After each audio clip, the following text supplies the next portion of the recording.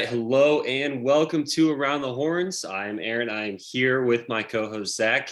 We just got back from Arlington, Texas, where we watched the tournament there at Globe Life, featuring a couple of SEC teams, a couple of Big 12 teams.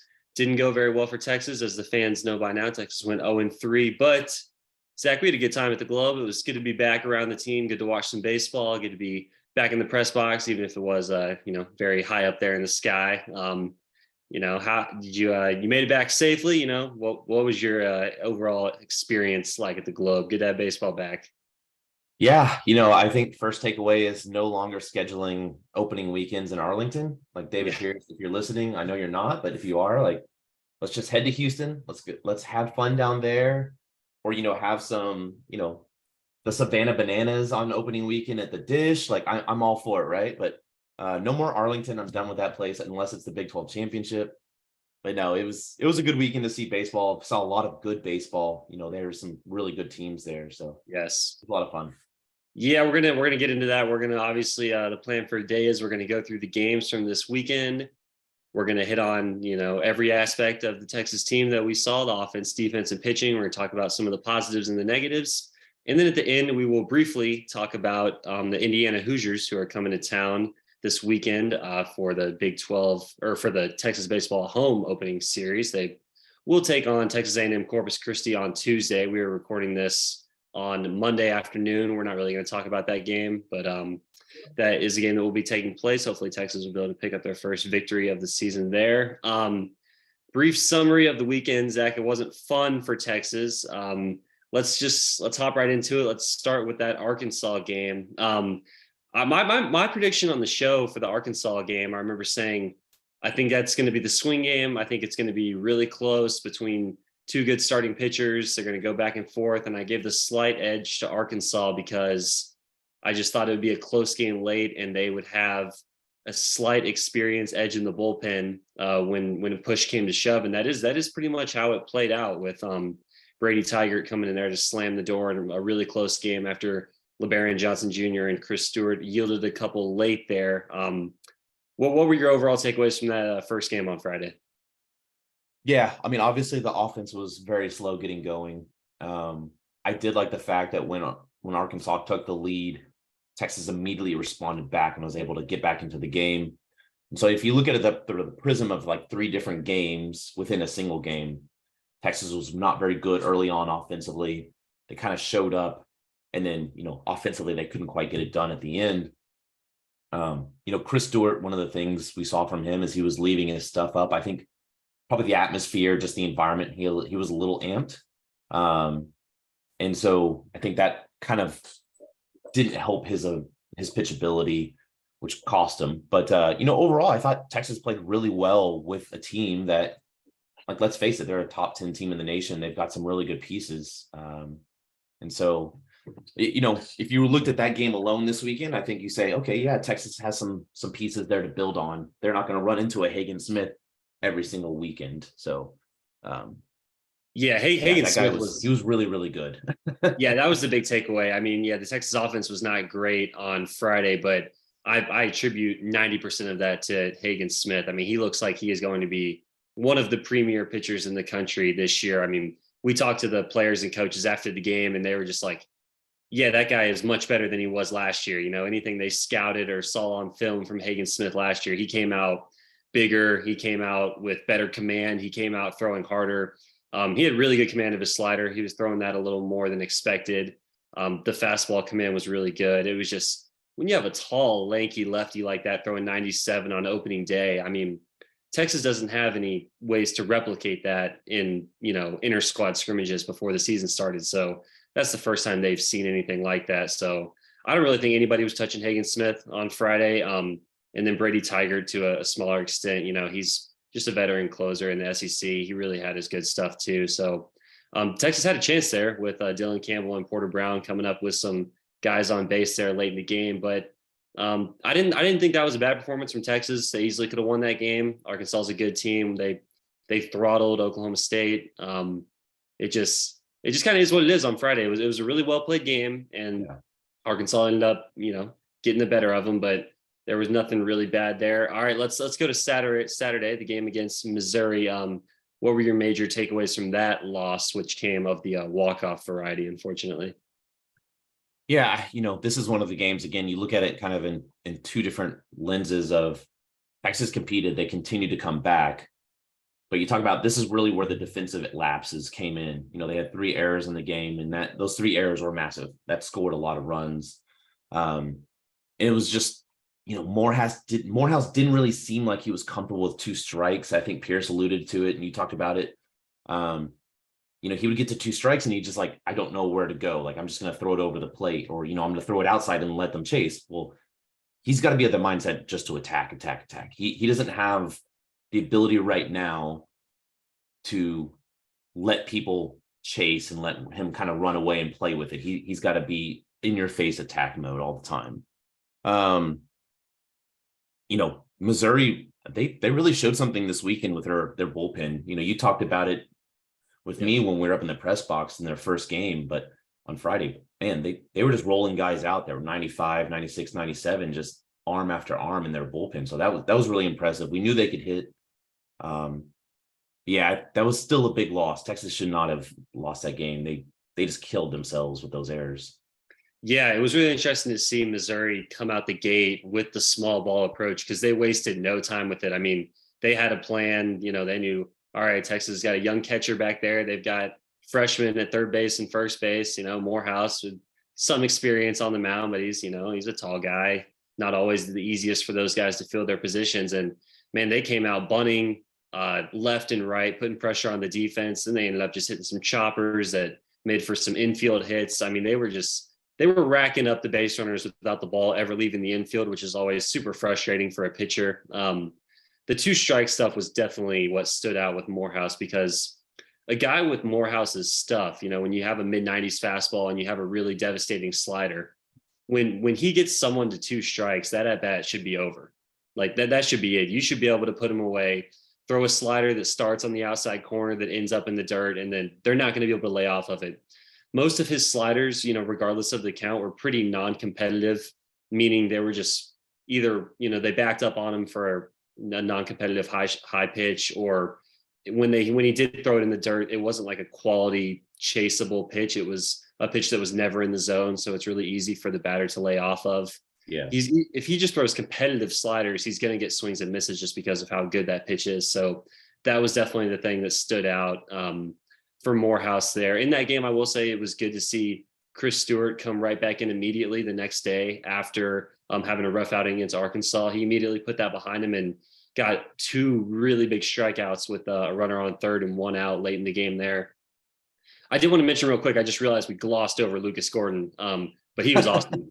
He was awesome on our versus Arkansas. It was the opposite. He was putting guys away when he had the chance. The slider made a big difference for him. But we're gonna have a lot of time to talk about Lucas Gordon, but I didn't want to gloss over that too much. But yeah, I mean, I'm not panicking too much with the Morehouse outing. The stuff out of the stretch, I thought it was a little similar to last year. There were times where they would get guys on and the command would wane a little bit with the fastball out of the stretch. But I also give credit to him because he really settled in there in the middle innings after some of the small ball stuff settled down. And he was able to keep Texas in the game to where it was a really close game late, where Missouri was ultimately just able to get a couple more clutch hits is basically what the difference was there.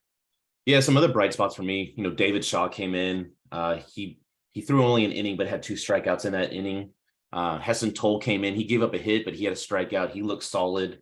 As you start to put the pieces together of the bullpen throughout the year, or, the next month or so, as we head into conference play, it's going to be really important for Pierce to know, hey, look, this is the time where I bring in Heston Toll. This is the time when I bring in David Shaw.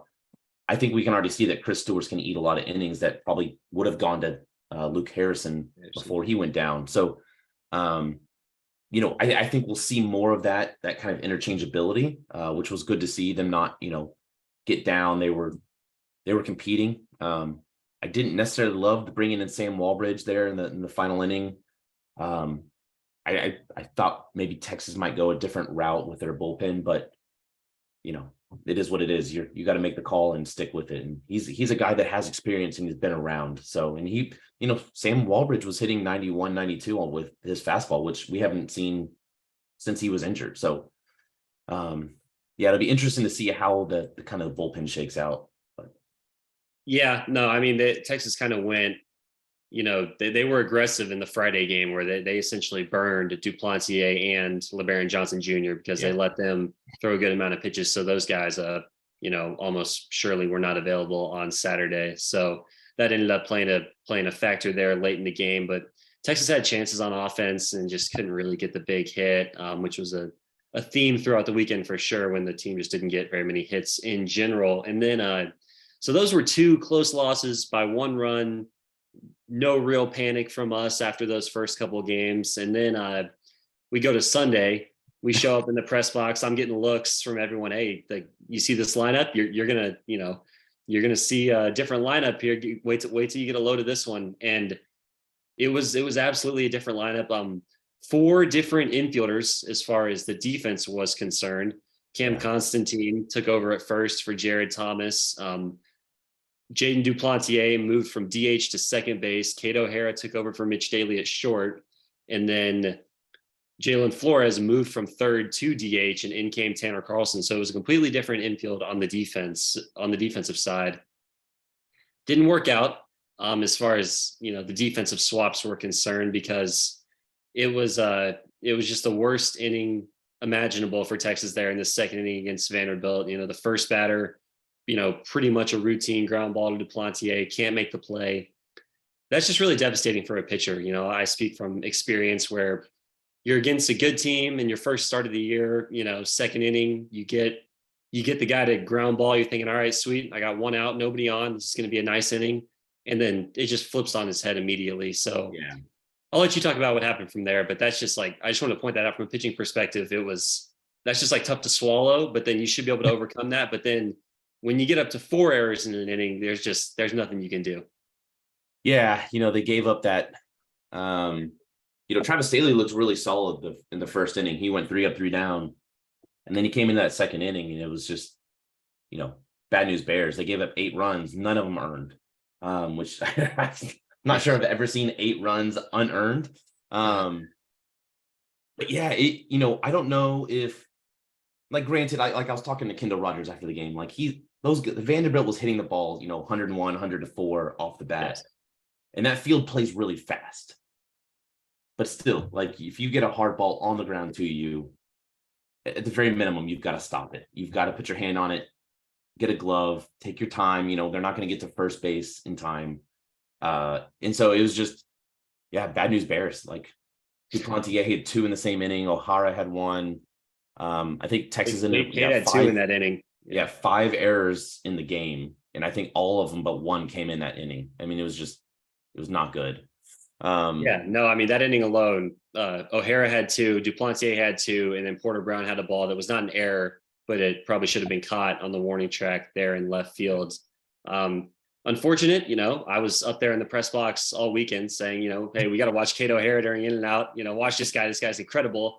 Same thing with Duplantier. We were both sitting up there like, oh man, these guys, these quote unquote backup middle infielders, they look really smooth during in and out.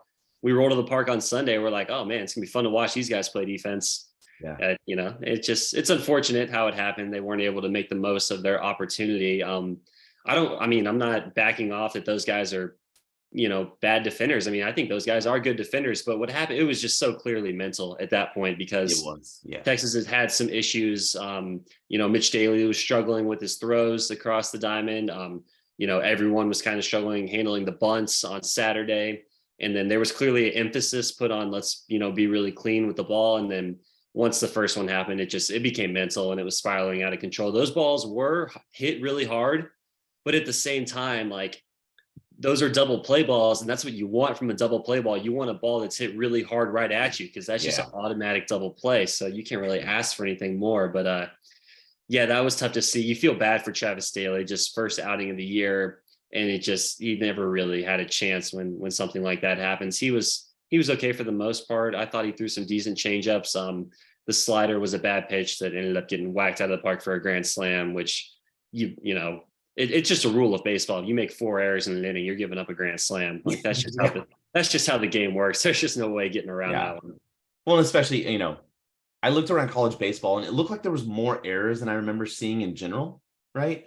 Which I thought was interesting because I was like, well, maybe it's a Texas thing. No, I start looking around like there's a lot of errors this weekend, first weekend of baseball. But when you commit that many errors against a team like Vanderbilt that has speed, that has talent, they're going to make you pay. I mean, these are very, very solid kids and players. And so, yeah, it was just ugly. EK ran into a home run. What I guess in the third inning was.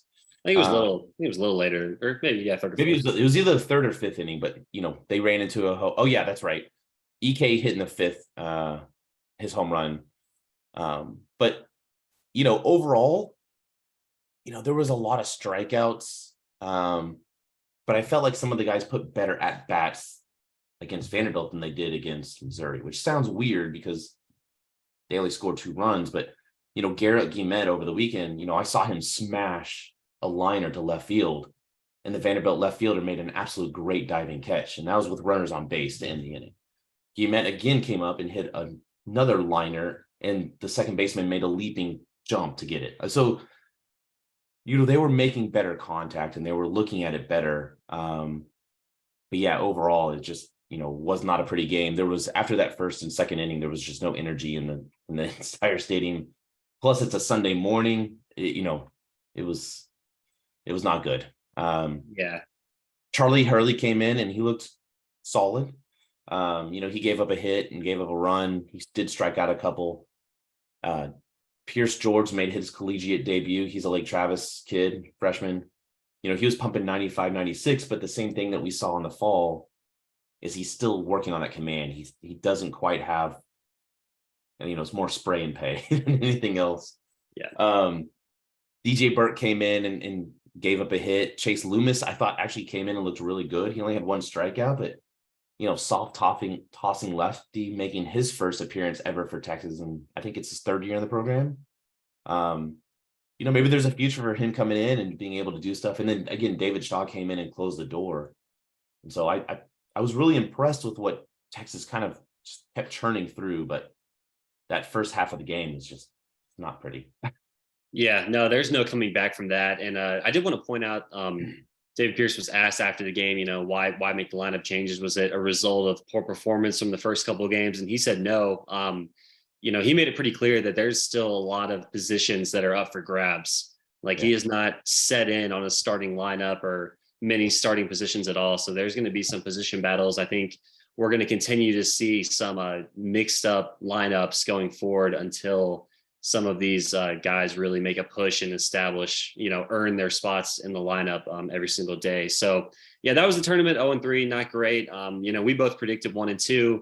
They lost 2 1-run games, so it wasn't too far off from expectations. Obviously, we didn't expect the defense to be that bad, but let's transition now just into, kind of quickly going through here. We already hit on a lot of this, but overall, the defense, it was not good. They need to work on the small ball stuff. I'm sure they will hammer that in practice.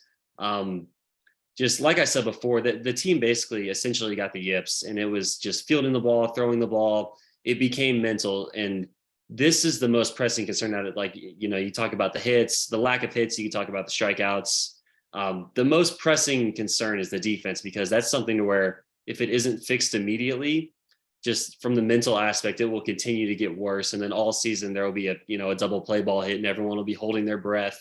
And, the players can sense that. The players know what's going on. They know when a team is struggling in a certain aspect. So the defense is the thing that really needs to get right ASAP, and if they can just come out this week, play 3 or 4 really good defensive games, then they'll have their confidence back and that'll be put behind them. But if they come out on Tuesday and they come out against Indiana and continue to kick the ball around, then that's when you really start to wonder, oh man, is this going to be an issue all year long? And we talked about it before the year. I mean, this isn't a pitching staff that's going to get a ton of strikeouts. I mean, we saw the bullpen, we'll talk about the bullpen. They did pretty well, but man, there's not many guys throwing, 98 with a hammer curveball. Balls are going to be put in play against this pitching staff. I mean, Lucas Gordon will get his fair share of strikeouts, but he's a ground ball pitcher. I mean, this defense is going to have to be good if Texas wants to, have a successful season this year. So that's the most pressing issue for me. I really hope they get that ball. I really hope they get that figured out here, and it's going to need to happen pretty quickly. Yeah, and it goes back to something that, David Pierce had said earlier, I think it was the spring, before the alumni guy, and he said, "Look, we're still working on installing the defense. We're still working on those finer pieces." So I think he recognizes it's a work in progress. Daly moving over to shortstop is very different. Jack O'Dowd, even at second base, his one of his limitations is moving to the right, and so you've got to continue to work on that. One of the reasons that you bring in a guy like Duplantier, you bring in a guy like Kato Hara, is actually late in the game. They actually showed some really good defensive moves. Duplantier made a really good range to his left to make a stop, and O'Hara stopped one way deep in the hole. Now, he had no chance to make a throw, but at the very minimum, you're showing that, guys, look, you have the ability to move laterally, starts building that confidence. They can play a clean game against Texas A&M Corpus Christi, or if they did, I guess once we're recording on Monday, and then come out against Indiana this weekend and play a clean game. Yeah, like you said, I think it builds off there, but it's something they got to work on for sure. Yeah, no, I mean that will be the number one thing to look for and to hopefully be corrected against Corpus and against Indiana. All right, let's move on to the offense. Offense was not good. Like I said, Friday, I really don't put much blame on the offense. I think Hagen Smith was just going to mow through 95% of the lineups in the country just based on the stuff and the command that he had on Friday. But Missouri and Vanderbilt, I mean, they rolled out good quality lefties, but they were not unhittable by any means. The Vandy guy was really good, Fitzgerald, I thought, but too many strikeouts against those guys. Those guys were not pumping 97 like Hagen Smith was, and Texas had 10 strikeouts against Missouri, 12 strikeouts against Vanderbilt. The strikeouts were a thing last year, but that was a lot easier to kind of swallow and to comprehend when the team's hitting a record amount of home runs. When this type of team, there's not going to be as many home runs. This team is going to need to put the ball in play, use their speed, put some pressure on the defense. You made note defenses were struggling around college baseball. We've talked about it a lot. The COVID backed up a lot of rosters. And now that those players are starting to leave, there's going to be more inexperienced players on the field, more younger players on the field. That's going to lead to maybe some more errors, especially early in the year. So it would really be good to see Texas put the ball in play more.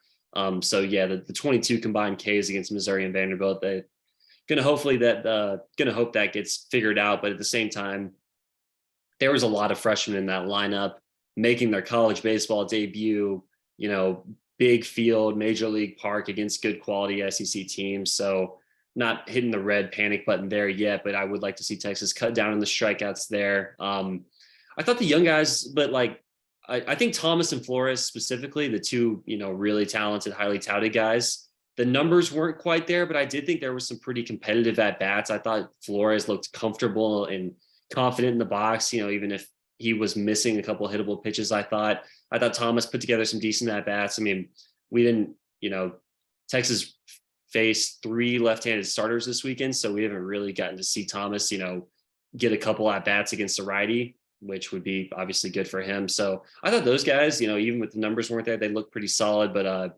what were your kind of takeaways? What were your takeaways and what stood out with the offense?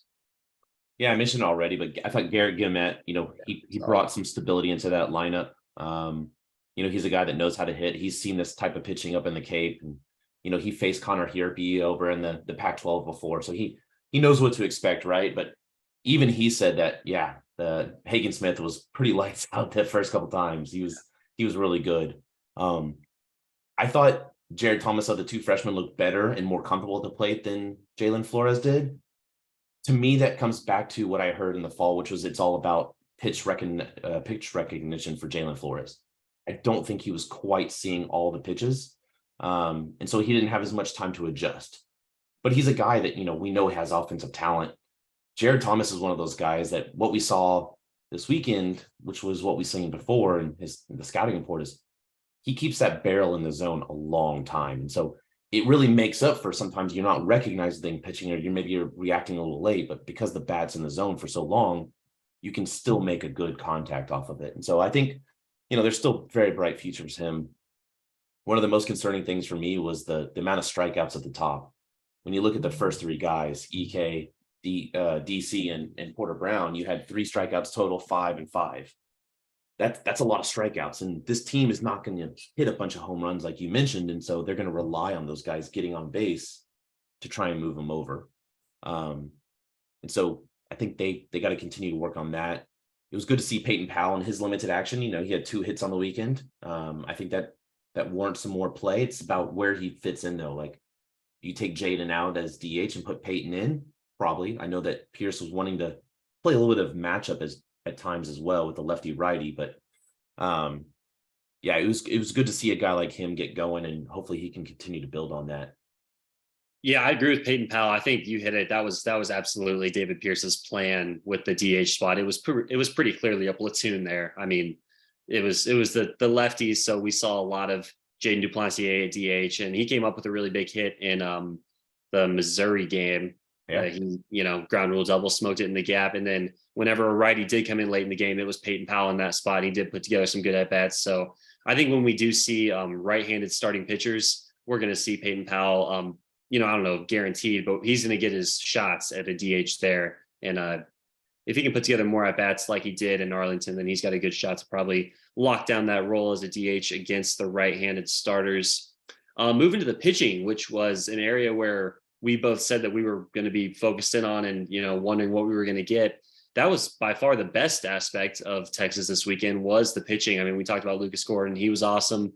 Morehouse and Staley, they had very strange outings. I don't really have any strong takes either direction there. Neither one was great, but there was a lot of extenuating circumstances that kind of threw them out of rhythm and just made those outings strange overall. The bullpen, it was pretty good. I mean, like I said before, it was weird to see, University of Texas bullpen, there's no Tanner Witt coming out there throwing 98. There's no Cole Quintanilla.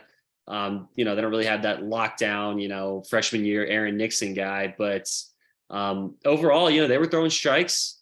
They looked pretty good. Duplantier really stood out, I thought. Andre Duplantier, that is. He was really calm and collected up there. I like the movement on his slider as usual. Those lefties, the 2 lefties, Chris Stewart and David Shaw, they are going to be heavily relied upon. And, the thing with those guys is just throwing strikes, because Stewart's got pretty electric stuff. He can pump it up there into the mid 90s, and then he's got a nice slider. Shaw, he's a big guy out there. There's a lot of moving parts. He's got a sweeping slider that's never going to be easy to hit. So if those 2 guys can just be in the zone, I do think they can be pretty good options, and they're going to have to be, because, David Pierce talked about it. Stewart and Shaw are going to be relied upon heavily, especially with Luke Harrison out. And then the other guy, Heston Toll, just super reliable out there. I thought, they talked about him. He's just a smart kid. He knows what he's doing up there. He'll throw strikes. He'll field his position. He'll take care of the running game. He'll do all the little things right. And I thought he looked solid. So I'm not ready to say this bullpen is going to be incredible. The stuff still concerns me a little bit. There's going to be days where, if the command's not there, they're going to get teed off on, just because they're not throwing 96 for the most part. They don't just have absolutely devastating breaking balls. So there's going to be a couple times where they each get hit around a little bit, but overall, I thought they handled the pressure well. I thought they competed well, and I thought they were in the zone quite a bit. So, I was pleasantly surprised by the bullpen. Yeah, I thought the bullpen did a solid job. Outside of a couple of, youthful mistakes by Chris Stewart and DJ Burke, and obviously you touched upon it, where it's really hard to judge what Staley did, because that first inning, he faced Bradfield, Austin, and Sheck. Those are the 3 best hitters from Vanderbilt, set up 1, 2, 3. And then all the errors, it's really hard. Yeah, he gave up the grand slam. He's got to continue to work on not leaving that slider up. But I think the bullpen has pieces. It's just they need some time to kind of season and kind of fit in. So, yeah, no.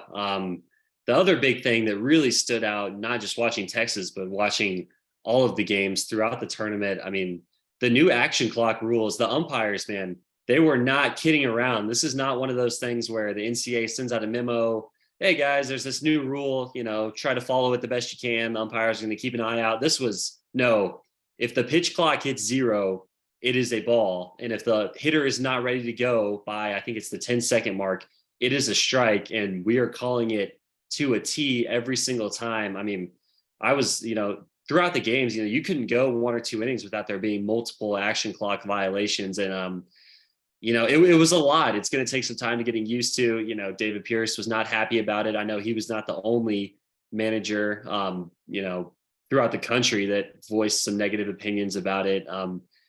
It was a lot, man. It was different. I did think it sped the game up a little bit. I didn't feel like we were there for as long. We'll see. When the sample size grows and there's actually studies that compare the length of the games.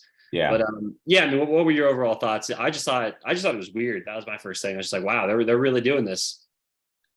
I feel like it's one of those times where the NCAA puts in a rule, and what I want to see is this weekend one where they absolutely hammer this thing, Yeah. and then it's kind of let its tail off, or is it if they're going to be this strict all year long? I mean, teams are absolutely going to have to adjust. Pitchers are going to have to adjust their routines. Batters have to adjust their routines. Yeah, I felt like it actually was a pretty big thing in the opening game against Oklahoma State and Missouri, where there were some big moments where there were strikes and balls or outright outs called. And we talked to Pierce after the game, and he was not a fan of it. Very, very much so. Schlossnagle was very prominent in saying that he wasn't happy about it over the weekend on Twitter. I know Sarloos from TCU said he wasn't happy about it. So I have a feeling that there's going to be a lot of coaches that have a lot of feedback to say, look, this is not it. But again, they've done the studies in the MILB, and they said it takes 26 minutes off of the game. And, if that's what they're looking for, then sure. But at the same time, you're not willing to sit for 3 hours and 20 minutes. Maybe this is not the sport for you to watch. I don't know. So Yeah. I didn't enjoy it. I think they need to make some tweaks with it. But yeah, it's interesting.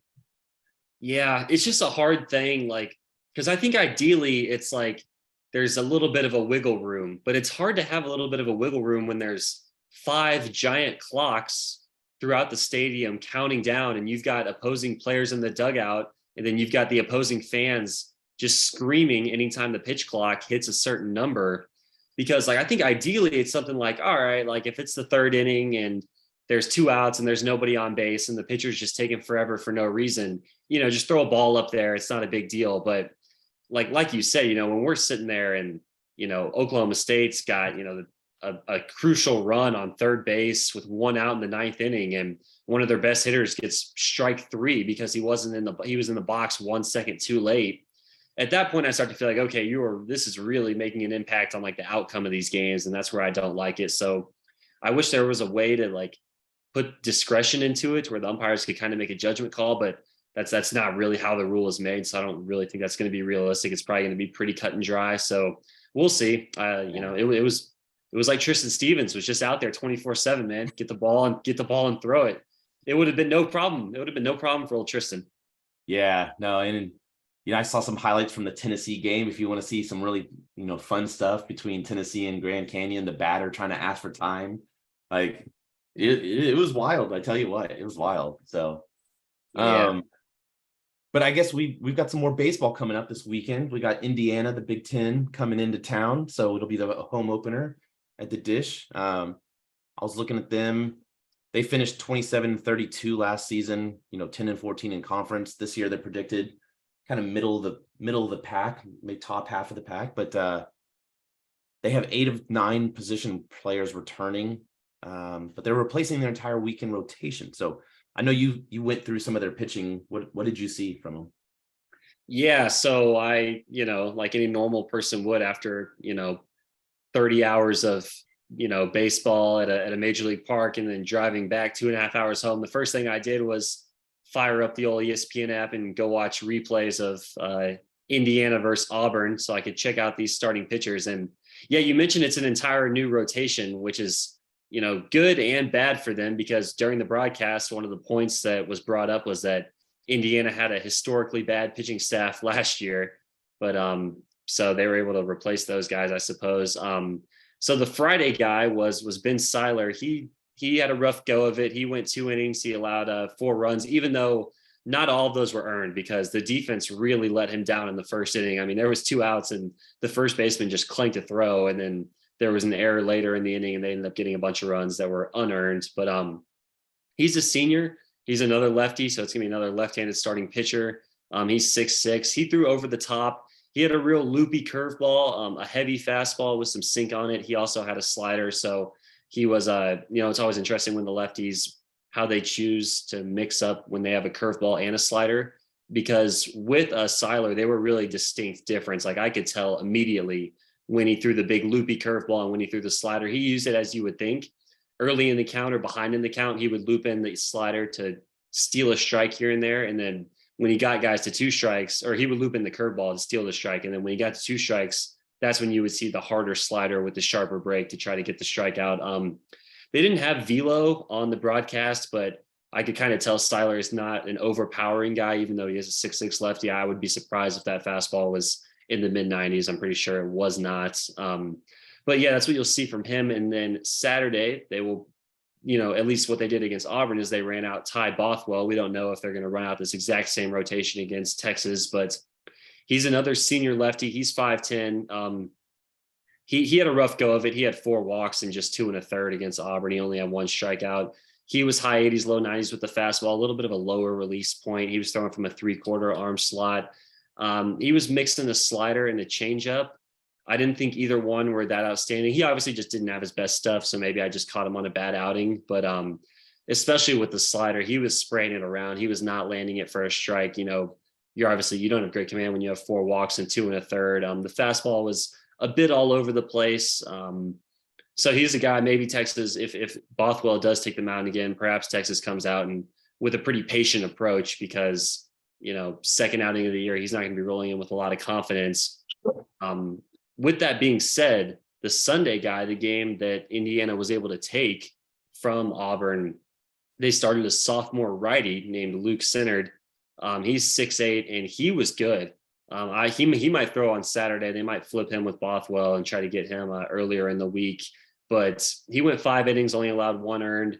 He looked like he was throwing a little bit harder. Again, they didn't have the radar gun, but I thought the ball was jumping out of his hand, and he was a 6'8". He was a 6'8" guy. So a little bit of a Hagen Smith aspect there, just from releasing the ball close to the plate and then really having some late life on that fastball. He had a really tight horizontal slider, and then he also had a tight 12-6 curve. So he's another guy that was mixing a slider and a curveball. And that was another one you could really tell the difference between the 2 pitches. I thought he had really good stuff. He had good command. He went 5 innings, only 1 walk, 4 strikeouts. So that's what I saw from their rotation, at least. A couple lefties that were pretty gettable, and then Sinnard, he had some good stuff, I thought. So it'll be interesting to see how Texas is able to handle him whenever he starts this weekend. Yeah, I was looking at their stats against Auburn, and Auburn's a decent team, right? But all their starting pitchers went 2 or max 3 innings, and they really relied heavily upon their bullpen. And they had brought in a bunch of transfers because they did have to replace their entire rotation. So, I don't know if it's first game jitters, if they're on the road, it's not at home. They're obviously a northern team, so they're not going to get as much time outside. But it'll be interesting to see how they look against Texas the second weekend of play. They're a little more comfortable. They've been in the environment, right? And so I don't think they have a ton of plus stuff, but they they have enough to compete, obviously, with a team like Auburn, who's nothing to shake a head at, right? They're a middle of the pack, lower pack SEC team. You mentioned this weekend they did play against Auburn. They lost 2 of 3. They lost 8-4 on Friday. They did have 12 strikeouts. They also committed 2 errors during that game. On Saturday, they lost 6-1. They only had 4 hits and 5 strikeouts. So they cut down on strikeouts, but weren't able to get a bunch of hits. And then on Sunday, they won 11-2. They really broke out.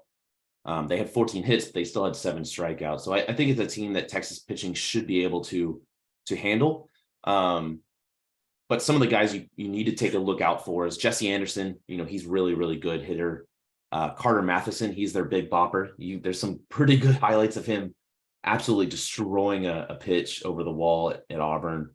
And then kind of the two other guys that look out for, Philip Glasser, he usually leads things off. He's that kind of senior late and experienced guy. And then Josh Payne, who some say has like the highest MLB talent potential on the roster. He's a young sophomore. So those are 4 guys you want to look out for in the roster. Indiana, I think, acknowledges that as well, and they spread them out throughout their lineup so that they're not all geared towards the front. So it'll be interesting to see. I think it's definitely a series that Texas should and can win. Obviously, we want to see some hitting. They'll be at home, which will be good. So, yeah. Yeah, no, I mean, I know you mentioned it, and I noticed it when I was just watching the games this morning. Indiana's defense was struggling a bit. They were on the road in that environment, but it wasn't quite as bad as 4 errors in one inning. But their defense was not good, and just I don't even know if I'm ready to make a pick yet of what's going to happen this weekend. But I feel pretty confident that the team that takes care of the ball is going to have a pretty big edge because I think there's going to be a lot of balls put in play, even though the offenses seem to strike out a lot. I didn't really see many pitchers that had a bunch of strikeout stuff from either team this weekend, with the exception of Center and then guys like Morehouse and Gordon, obviously. But I think there's going to be a lot of guys, a lot of balls put in play, and I think defense probably will end up deciding a couple games this weekend in that series.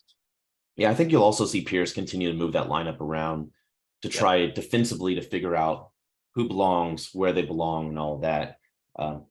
I'll go right now. I'll say prediction 3-0. Texas gets a sweep.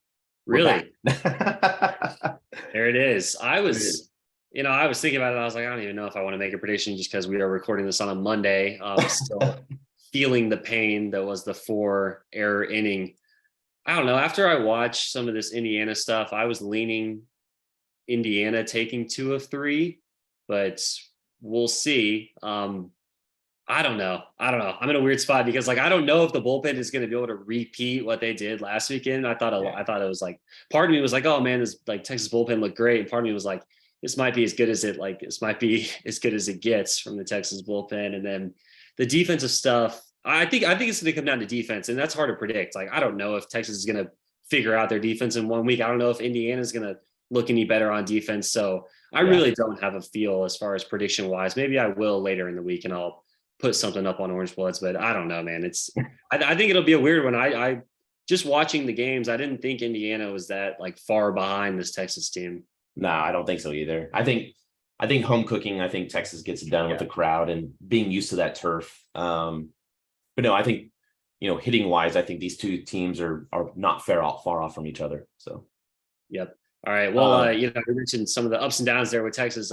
One of the things that we were very consistent about throughout all our articles and shows before the year is, we don't really know about this Texas team, but I wouldn't panic because we don't know a lot about many of the teams in the Big 12. We don't know how they're going to fare. I mean, we saw a couple teams do pretty well, but we saw a lot of teams struggle in the Big 12 this weekend. I'll let you kind of run through, and I'll hop in with my thoughts on what I saw from some of the Big 12 teams. Yeah, so let's start off with the game and series that just wrapped up, which was Texas Tech. They went ahead and swept Gonzaga, which I think speaks pretty well, right? Gonzaga's been known to have some pitchers, but they went to the play. 4-game sweep too. 4-game sweep, yeah, that's right. Yeah. But they did so in impressive fashion. Texas transfer Gavin Cash is loving life up on the Plains. He's leading the team in hitting, in triples. He's tied for home runs. I mean, he's got an OPS nearing 1.95. So, he's loving the life on the Plains. That's a big thing. That was. I'll hop in there. That was just not. We were talking about it in the press box and just in Arlington, and then we were talking about it today before we hit record, and it's just kind of as expected, right? I mean, you have a guy that came in pretty highly touted to Texas, doesn't get to play for obvious reasons. Ivan Melendez in Texas had a lot of good DH options last year. Maybe doesn't leave Texas on the best of terms, immediately transfers to a Big 12 school in Texas Tech. And now it's just going to be like, oh, this is going to be classic, Texas Tech guy that transferred away from Texas and just starts mashing a bunch of homers and is like Big 12, all conference or whatever. It just, I don't know. I was not surprised to see Gavin Cash just kind of start off the season pretty hot out there in Lubbock. Yeah. So, everyone was questioning Tadlock. They said they have a lot of questions. Now, granted, the first weekend's Gonzaga, Northern team, but something to look out for. If they can pitch, if they can hit, Bo Blessy did a really, really good job. Molina was solid. So it's a team definitely to look out for. TCUK was also in Arlington. We saw them beat number 8 Arkansas and number 10 Vanderbilt. They did drop their Sunday finale against Missouri in extra innings 9-8, but overall, you have to say, on paper and in my eyes, they look like the best Big 12 team in the slate right now. They can hit, they can pitch, they can run, they can do all the things, and so they were really, really impressive. Yeah, it was just one weekend, but like you said, we saw them in person, right there with Texas and with Oklahoma State. And Oklahoma State was, the team that was slotted ahead of them in the preseason. TCU, they looked like the more complete team. It is just one weekend there. And I thought Oklahoma State's offense was also pretty impressive. For the most part, I still have a lot of faith in their offense. Oklahoma State's pitching was a little underwhelming, but we'll get to them in a sec. But man, TCU can really swing it. I mean, they just put up a bunch of runs on pretty much every team they face this week. And that lineup is deep. I mean, you've got Braden Taylor, you've got all kinds of guys just smoking the ball all over the yard. So yeah, TCU, I would say just after 3 games, is the team to beat. I think they leapfrogged Oklahoma State in my eyes, here early in the season. Yeah, absolutely. And then we'll stick with Oklahoma State because they were in Arlington as well. Yeah. They won 5-3 against Missouri on Friday. That was actually a fairly close game.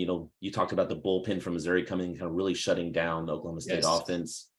And then they lost 2 of 3. So they lost 11-9 to Vanderbilt, a game which they were down 11-1 at one point. Now they did storm back, and we've seen this last year against Texas. It was bringing back some bad memories, but that big comeback shows that there's some fight in the team.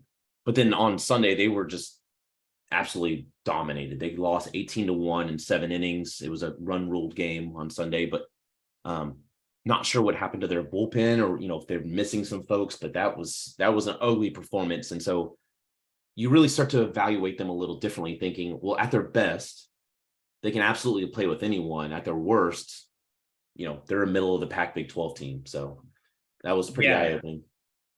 Yeah, the bullpen there was a little bit underwhelming. And then eventually we did start to hear some chatter in the press box that they were missing some guys in the bullpen. So I was looking through that a bit this morning, just going through last year's roster compared to this year's roster and then looking at who pitched this weekend. The one guy that I noticed did not pitch was Ryan Bogus.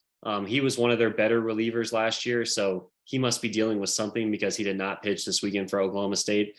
I didn't notice anyone else that should have pitched that did not pitch, but I got there early for the Jerron Watts Brown start on Friday.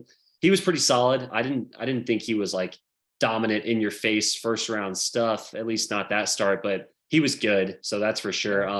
Nolan McLean, old Stillwater Shohei, he still throws hard, man. They brought him in to close out the first game and it was 95, 95, 95, 95, just over and over. He was blowing it right past those hitters.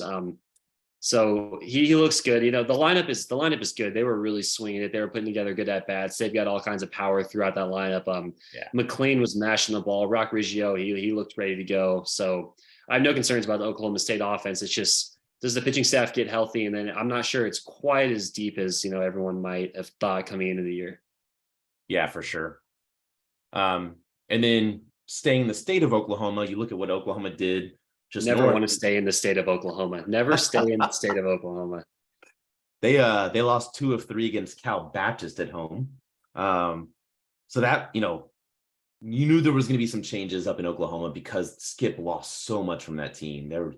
They were national runners up, but they lost Matt in their entire weekend rotation. I think their top 6 or 7 pitchers, brand new offense essentially.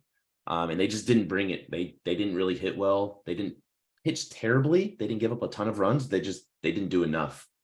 So it'll be interesting to see because Cal Baptist actually plays Oklahoma State after this recording, but before it's posted. So it'll be interesting to see just kind of a little comparison. Heading south a little bit, Baylor lost 2 of 3 to Central Michigan in Waco. And realistically, they could have been swept because they only won game 1 on Friday, and that was an extra innings by 1 run. So we knew that Baylor is going to be a struggle. They're replacing their entire staff, obviously. Mitch Thompson comes in from the JUCO ranks. It's going to take time for that program to rebuild. Kansas won 2 of 3 against Valparaiso at Whataburger Field down in Corpus. I really don't know how much to take away from that other than they won some games. Good job, Kansas. K-State took the first 3 of 4 games. The 4th game is being played on Monday when this is being recorded. But they're playing a 4-game series in Nacogdoches, and they took the first 3, so probably going to take the first 4. But they look fairly solid against Stephen F. Austin. And then West Virginia talented down to Statesboro, took on a very talented Georgia Southern team, and they lost 2 of 3, narrowly avoiding the sweep on Sunday by winning. Although they did win big on Sunday, but I would say not the greatest weekend. But I think this goes back to what we talked about in our preview. this is a very different Big 12. They lost a lot of pitchers. They lost a lot of bullpen guys. They lost a lot of stars. And so these teams are having to readjust and come back down to the reality of, well, where do we go from here? What's our identity? Who's going to be our step up man on the mound? So Yeah, I mean, it's going to be interesting. I mean, there were a lot of concerned fans over the weekend for Texas, and rightfully so. But at the same time, some of those fans saying this is going to be, barely a 500 team. This team's got no shot to make the tournament. My mind just kept going back to, those guys might be right. Like maybe this Texas team just isn't good. That's a real possibility. But I just don't think the schedule is that brutal. The non-conference, Indiana's pretty solid, I thought. Cal State Fullerton played some really close games against Stanford. So those will be interesting series, but you've got like New Orleans, it's not the Saints. That's just New Orleans. There's a school there and they play baseball apparently. Manhattan, not sure which state. I don't know if it's like the New York one or, some random place in Kansas. Never heard of Manhattan. So like to think Texas could pick up some wins there. You've got Kansas and Baylor, they're in a tough spot, Yeah. There's just a lot of teams in the Big 12 and on the Texas schedule that also have flaws is what I would say if you're trying to be a little more optimistic about the Texas team, which I do think can improve as the year goes on, and couple that with a kind of a lighter schedule. I don't think we're looking at, a 500 record at the end of the year, although, it's possible if they can't field a ground ball, then they're not going to win. So it's just, we'll see. They're going to have to get better as the year goes on. Would you see anything out of conference that got your mind, or you want to talk about any upcoming games for this weekend besides Texas and Indiana? Yeah. The thing that pointed out this weekend was it was pretty chalk, right? Some the teams that were favored to win for the most part did win. For all those folks freaking out, Tennessee lost. They went 0-2. They lost to Arizona and Grand Canyon. And they're considered one of the top 2-3 teams in the nation, right? And so the Stanford versus Cal State Fullerton was of great interest because Texas will be traveling out to Cal State Fullerton. I mean, if you want offense, go watch it because it was an absolute masterpiece of a weekend series. Stanford ended up winning, but man, it could have gone either way. It could have been a sweep or it could have been swept. It was crazy. And so there was some really good baseball played. Our old boy Aaron Nixon had a really good outing, so that was great to see. Oh, I didn't see that. Nice. An inning, he walked a guy, but had a couple strikeouts or 3 strikeouts, so that was good to see. I mean, overall, it was good to see college baseball back. We already saw some absolute bombs. We saw some on-field celebrations, people getting a little crafty and using, for example, their bat instead of the hammer over at Virginia Tech. And I think Kendall Rogers of D1 Baseball pointed this out, but the amount of wins by run was massive. It was like 6.5. There was a lot of offense. So I don't know if that's just indicative of its first weekend. The pitching is not quite gelled, but it's another reason to give Texas hope, right? Like the pitching can come along, it can continue to develop. So, I think looking at this weekend, TCU's playing Florida State. I think that could be a really interesting. Link Jarrett's there at Florida State. He's turning around that program. Maryland plays Ole Miss. That'll be a really entertaining one because Ole Miss coming off the national title, and then Maryland having a really, really good offense. East Carolina, North Carolina. East Carolina is largely seen as the best non-Power 5 team in the nation. North Carolina, they've always been pretty solid. They've got a lot of young talent. Vanderbilt, who we just saw, is playing UCLA. UCLA is one of those sneaky teams where last year they were really, really young, but you could tell that they started putting it together towards the end of the season. So they could make some noise this year. And then just completely random, just 2 teams that I follow every once in a while is Oregon and UC Santa Barbara, just to see what kind of the top of the Pac-12 does against that kind of middle tier non-Power 5 in the West Coast. So a lot of baseball. Love flipping the channels when like you think college baseball is done on like a Saturday night and it's like 12:30, you're still awake and wow, Oregon and UC Santa Barbara are tied going to the 9th inning. There's always stuff like that going on. It's one of the great things about college baseball being back. There's just games happening constantly. Like I'm just sitting on my couch today, doing research for this show, and Texas Tech is playing at 11 o'clock. That's something fun to have on in the background until they end up winning on a walk-off walk. But it is what it is there. I mean, it'll be interesting to watch. I'm excited to be back at the dish on Friday. I think you'll be there on Tuesday. We'll see about that. I would implore the Texas fans to come out and support this team. Give them a shot. This is a young team. I think the crowd will play a part in some of these games if the crowd is loud and can give this team some energy. So I think that'll be interesting to watch. Yeah, man, I think that's about all I got. We've consumed and talked and read and written about a lot of baseball over the past 100 hours or whatever. So yeah, anything else you got to say to the people? No, just get out to the dish. It's baseball season, guys. So get out there, have fun, have some food, and imbibe some drinks, and let's watch some good baseball. Awesome. Yep. I mean, you can follow us on Twitter. You guys know the deal. I'm at Aaron Little OB. Zach is at Zach at the Dish. Give us a like on YouTube, subscribe to the channel, check out all the Orange Blood stuff going on. And with that, we will wish everyone a good week, and we'll be back next week. Everyone enjoy the week and hook 'em. Welcome.